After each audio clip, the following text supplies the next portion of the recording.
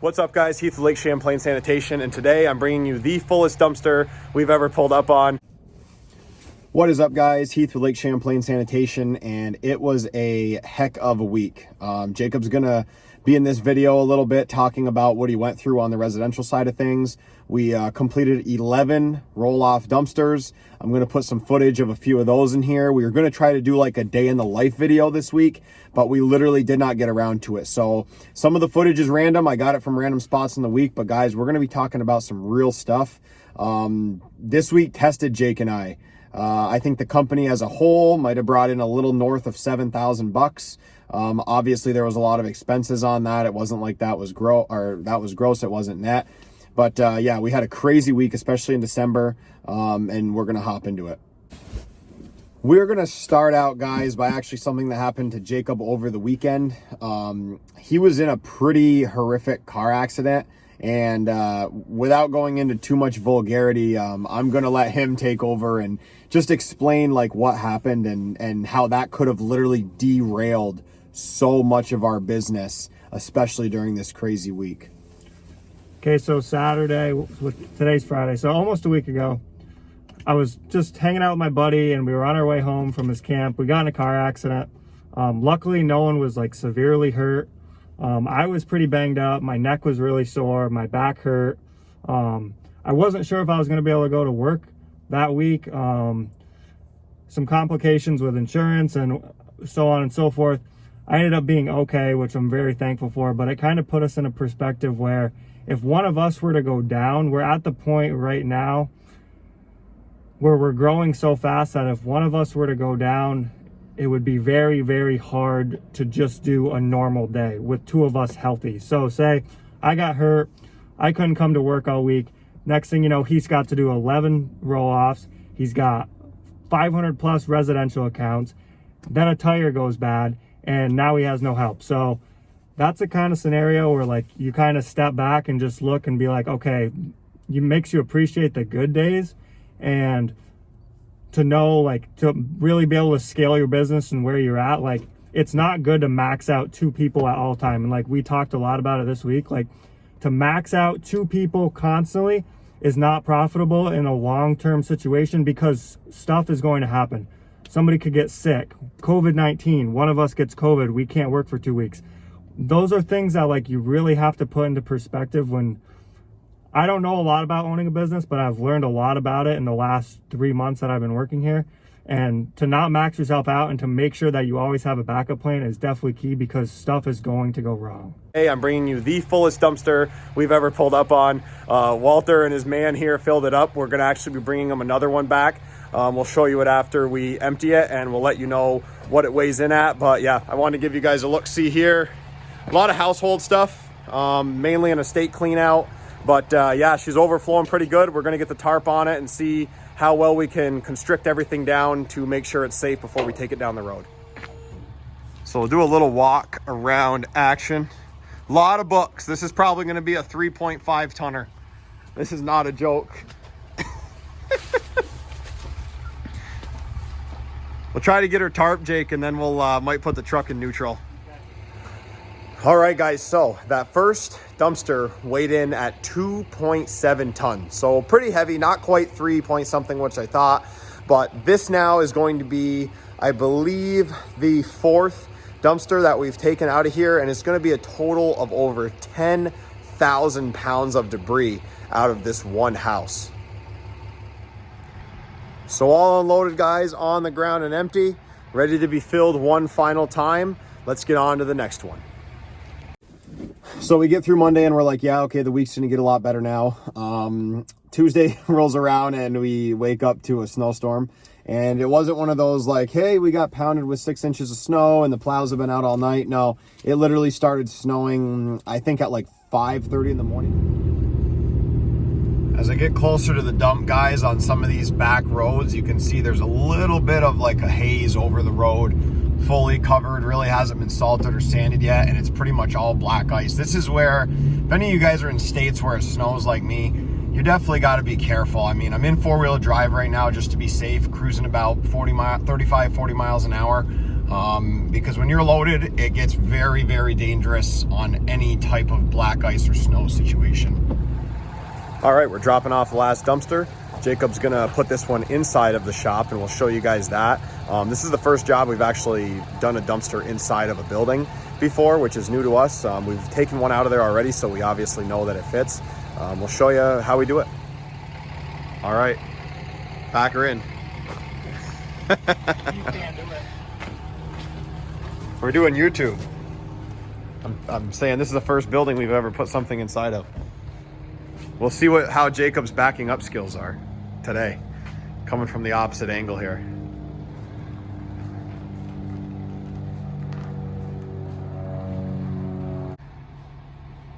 So we are inside of this shop now. Obviously the door is high enough to bring up the rollster trailer, and we got it down on the ground. No boards needed because we're on the concrete. And yeah, these guys will fill it up again, and we'll be grabbing this in probably a week or 2 weeks from now.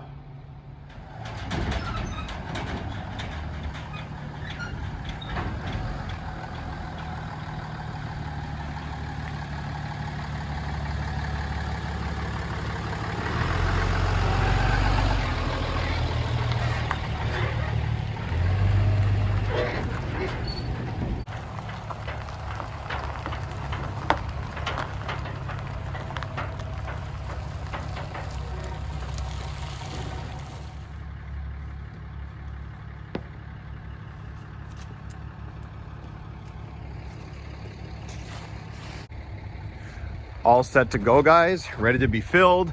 Got our boards underneath, so all the wheels are off the ground and it's level, and she's ready to be filled.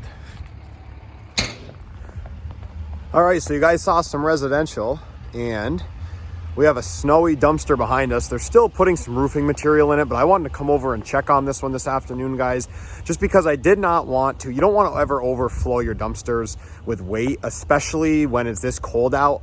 Winches can snap, the rollers can freeze up. So I wanted to come over and see just how much was in the dumpster to make sure we're still going to be underweight. And once you do enough roof jobs, you can kind of tell by the level of the shingles how much it's going to weigh. And I'll give you guys a little look inside that now.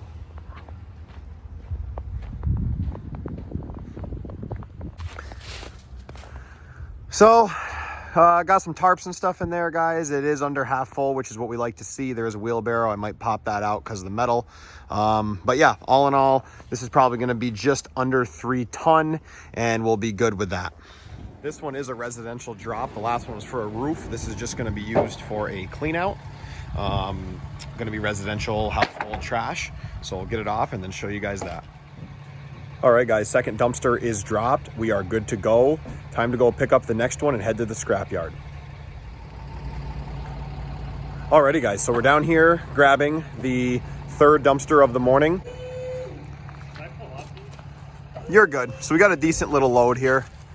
Not too much stuff. Run her over to the scrapyard and see what it weighs.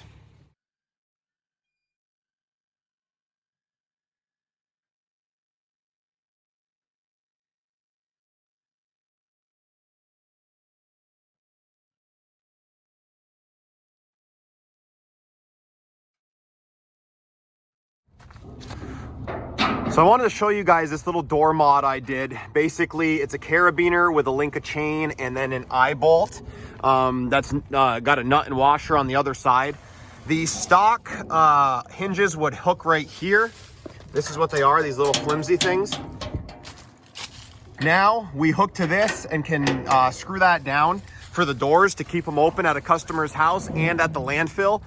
I did that a few months back and it's really worked out well. It's way more heavy duty than the factory hinges. Monday, guys, we were in the landfill. I think it was about 7:15, and we were dumping our first dumpster. All good. It wasn't very heavy. And all of a sudden the PSI on the truck was dropping dramatically. I mean, drastically from, it was a rear tire, so it was set at 80 PSI. It was down to about 30 PSI in a matter of 2 minutes. And once it gets down to that, I found out that they kind of leak air slower. So we were able to leave the dump and get about 1.5 miles away into a town where there's a town fair tire, thank goodness. We were stuck there for an hour and a half, got the tire patched, as they called it. There was actually 2 holes in it. Once that was done, we still had 4 more roll-offs to do that day, and we were rushing quite a bit. And Jake, tell them about how mad we were by the end. Pretty of the mad. day. It's frustrating when you prepare, but it doesn't work out. But that's just how it is in business. Nothing is gonna go smooth every single day. We have weeks where something, like, we don't ever have something go wrong, and then we have some weeks where 10 things go wrong in one day. So just how it is. Yeah, and to speak to what he said, a lot of our videos so far have really showed you guys how great the dumpster rental side of the business is, or, you know, how awesome picking up residential customers is. You know, we've grown, you guys have seen that. But this week was a tester. To start with that, second off, what we got into was the trailer tire caught some nails. Thank goodness it held air until the end of the day, and we were able to get through that. But we get to, I'm going to show you guys some of the roll-offs that we did this week, but we get to some of the dumpsters and they're literally, you know, they're overflowing. Yeah, very well said. And that's it, guys. I mean, a lot of you in the, you know, comments will ask so many great questions, and the biggest one is, when are you going to get help? If you watched my earlier videos, obviously you didn't know that Jacob was working with me. You've been with me, what, about 3.5 months now? And yes, back when I started YouTube, I didn't have Jacob, and I talked a little bit about employees, but Jacob's really been a key asset to the team, our team of 2, if you will. And we do plan to probably bring on another person, partially because you guys in YouTube have pushed me, and some of you that have reached out, whether it be consulting calls or emails or anything, really have, like, opened my eyes to, you know, pushing yourself to that next level and not just becoming complacent in business. But at the same time, you need to grow in this business where it's so physically demanding. I don't care if you have a rear load packer, a sidearm packer, if you just do roll-offs, like, physically a human needs to be out there doing something, and they need to be able to get in and out of the truck.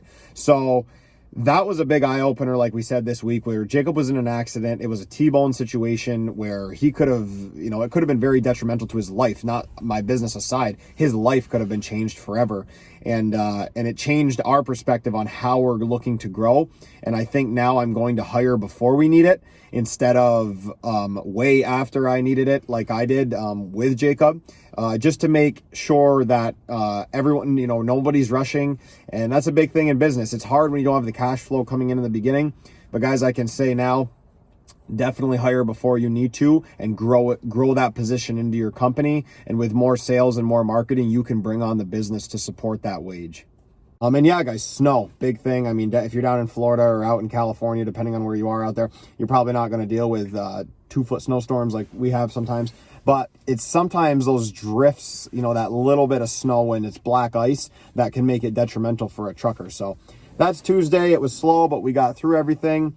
Wednesday rolls around. Jake's got a ton of extra. We're having massive problems. Like, you know, customers are just putting crazy stuff out, like recliners. They're putting out bed frames, all kinds of stuff. And that's things you got to look for in this business. Yes, we do charge for that, but it makes it a pain in the butt.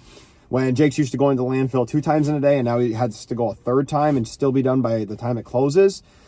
Again, another issue that's unforeseen to those that are not in the business. But Thursday was probably the most, I would say, eye-opening day, where rushing and not paying attention to details could have cost us tons of money. Jake was at the landfill. I was also there. I was there with a roll-off. He was there with the 5500 that we're in right now. And he calls me, and he got out. He was out of the back. I was in the back dumping. He calls me, tells me that the door latch, or the pin holder, that was welded onto the box by our box manufacturer, actually snapped off, and 2 snapped off. Actually, there's a pin that goes this way, and then a pin that comes in this way, and then a separate pin over here. So it's kind of like triple safety, if you will. Both had snapped off from all the rigidity of the landfill, and thank goodness that he didn't have garbage in the back when that snapped, and we had extra pins that we could wedge into the hole that's cut in the back of the bed on purpose. I'll show you guys that. So we got this pin in here now, guys. It's literally holding the door. It can't move. you know, this one was a little bit more playing it. But this weld snapped, terrible weld, absolutely atrocious. And then right here, you can't really see, but back there was actually a weld, believe it or not, but it was such a bad one that it just clean snapped right off. So we're gonna get that fixed. I'm also gonna be drilling out, you can see where I started my hole right here, and I'm gonna do a pin right through the whole door to make it safe from now on. Like how the welds broke off, and that was really dangerous. And that, again, said, okay, if we're gonna bring this to the next level, details need to be followed. I have to look, you know, I'm looking at commercial land right now. We're going to be purchasing to put a shop on, so it's different than the land I have. And yeah, I mean, all in all, open us up to say we are a bigger business than we feel. And for two people, we're going to end this year out around $260 something thousand, guys. And we have big plans for next year. But we got to hire more employees to get that stuff done.